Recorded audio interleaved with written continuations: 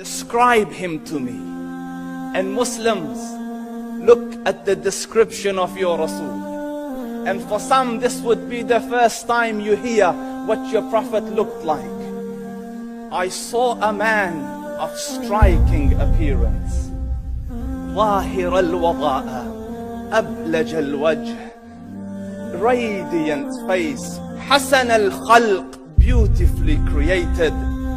لم تعبه الثجلة, his belly wasn't protruding. ولم تزر به السعلة, nor was his head disproportionate and small.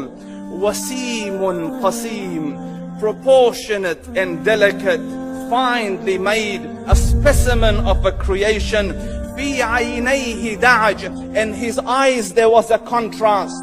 The dark was immensely dark, the white was excessively white. وفي أشفاره وطف, and his eyelashes were long.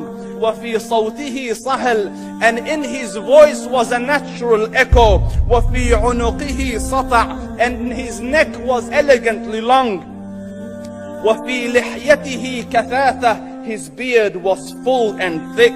أزج أقرن, his eyebrows were arched, but they were not joint, it was separated.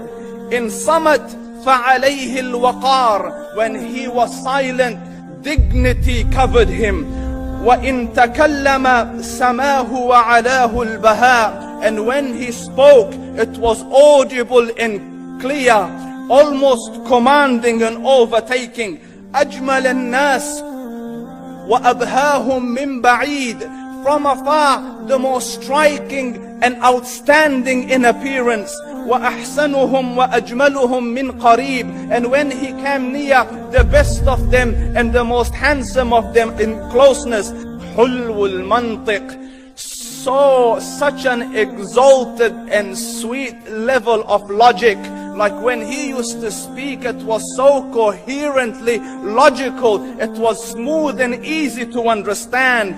فصل لا نزر ولا هذر, he was to the point, not excessive, nor too short. كأن منطقه خرزات نظم يتحدرن, his logic, his utterances, his words were like jewels coming out of a necklace, calculated, polished, one after the other, it would flow magically. ربعة, he was medium in height.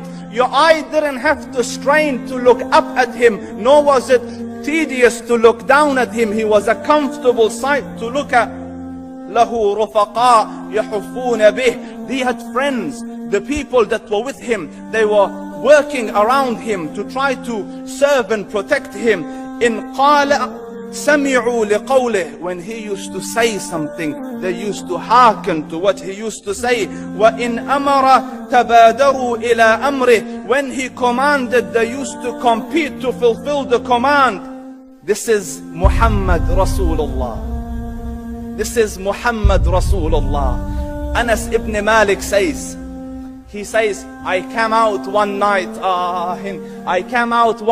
it was the full moon night.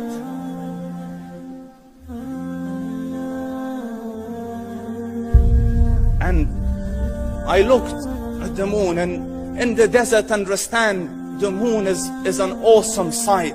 It is smooth, it is radiant, it is clear, it is gentle compared to the scorching sun at which they are used to. So the moon was the epitome of beauty. So he says, I came out at a full moon night and I looked at the moon and I saw it beautiful, handsome. So I said, let me go see if the moon is more handsome or my Prophet is more handsome. Let me see if that is more beautiful or the Prophet is more beautiful. So I went and I saw him standing afar. So I looked at his face and I looked at the moon, and I looked at his face, and I looked at the moon, and I looked at his face, and I looked at the moon, and he said, Wallahi, he was more handsome than the moon in its entirety. That is just the look of your Rasul. Aisha radiyallahu anha says, I was sewing with the needle, my needle dropped in the dark, I couldn't find it. I said, Ya Rasul, I can't find it. He moved his face close, and I swear, out of the radiance of his face, I found my needle. And the Prophet sallallahu alaihi wasallam was mind-bogglingly handsome, but his handsomeness was covered with waqar and jalal and hayba.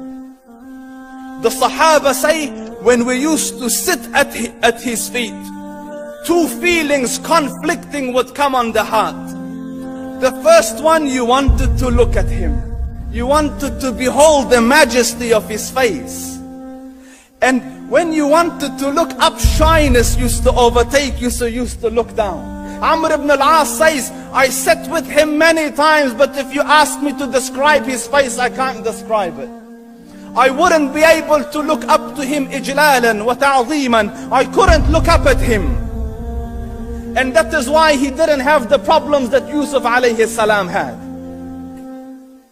Because it was difficult to penetrate the awe and the splendor of the Rasul.